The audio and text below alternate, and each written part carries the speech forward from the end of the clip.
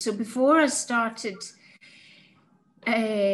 designing in Harris Tweed, I actually had a soft furnishings business. So that was more, you know, the home side of things. And I did that for 13 years. But I've always loved fashion. I've always loved anything to do with Scotland. And I love fabrics. So even though so soft furnishings was all about fabrics, and I used natural fabrics like linens and silks and stuff like that. And I liked using high-end products as well. I should add, I'm an identical twin. So my sister went to art school, and we made this pact that one of us would go to art school and one wouldn't. And I didn't go, but I probably should have gone because, you know, that's what I've always loved, working with my hands and designing. So I started in 2015, and the first thing I did was I designed 3 waistcoats. I went down to Liberty's because they're an iconic London store and they're a luxury store. And I thought, if they said, you know, are you having a laugh? That would have been the end of it. But in actual fact, the buyers said, you know, she particularly liked one of the waistcoats, but it was a niche market. And her advice to me was to go away and design a capsule collection. So that's where it started. I went away and I spent the next year working on designs. And then from there, I sourced a factory that would make them for me. And I wanted the factory to be as local as possible in Scotland. So I went around 3 factories, and the one I actually picked was a pretty run-down looking place, and is a pretty run-down looking place, but the quality of the finished items that they produced was utterly superb. I've been up to, you know, to Lewis, there to Hebrides. I don't go regularly because it's quite a big trip, but I went round, there are 3 mills. There's the Carloway Mill, spelt C-A-R-L-O-W-A-Y. There's the Kenneth Mackenzie Mill, and there's the Harris Tweed Hebrides Mill. And the Harris Tweed Hebrides Mill is the biggest mill. I mean, that's really why I picked Harris Tweed, because I'm Scottish, because I think it's important, you know, no matter your country of origin, it's important to be proud of your country. It's an iconic Scottish fabric. It's got you know, a rich history.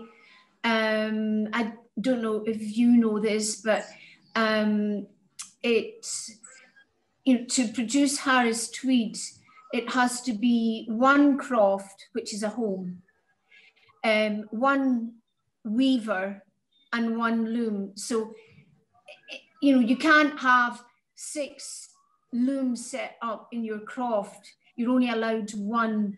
And so is it really, really, it's a handmade product. It just got such amazing, you know, history and provenance. And it also, so you've got the mills that produce the tweed, who give out the work to the crofts on the island, and it's a main source of income, weaving, and it's a dying art. So unless it's supported, it will just die out, because you can imagine it's a very hard thing to produce and then to send across the world. You know, it's not an easy thing. You know, it's not in a city in the lowlands of Scotland or whatever.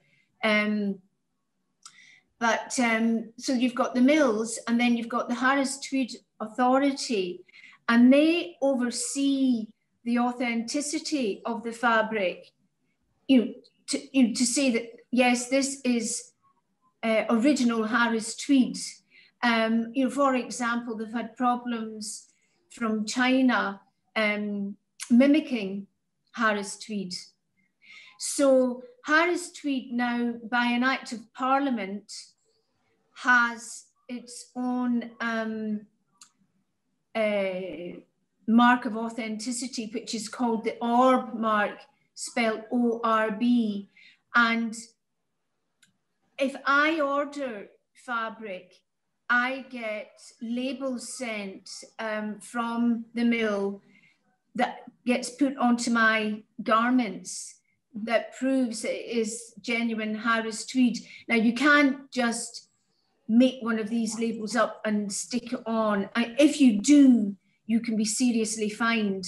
Basically, I place an order for the tweed, normally 50-meter rolls, and once it arrives, you know, it gets sent direct to the factory.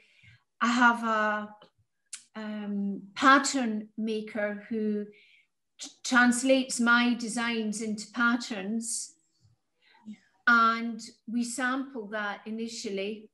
Sometimes it works first time. Most of the times the pattern needs a bit of tweaking. Maybe the sleeve's too short, or the sleeve's too tight, or the length needs to be longer.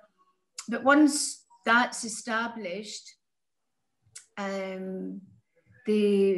that one pattern is then graded into all the different sizes. You know, I'm trying to, you know, I'm a very small brand, and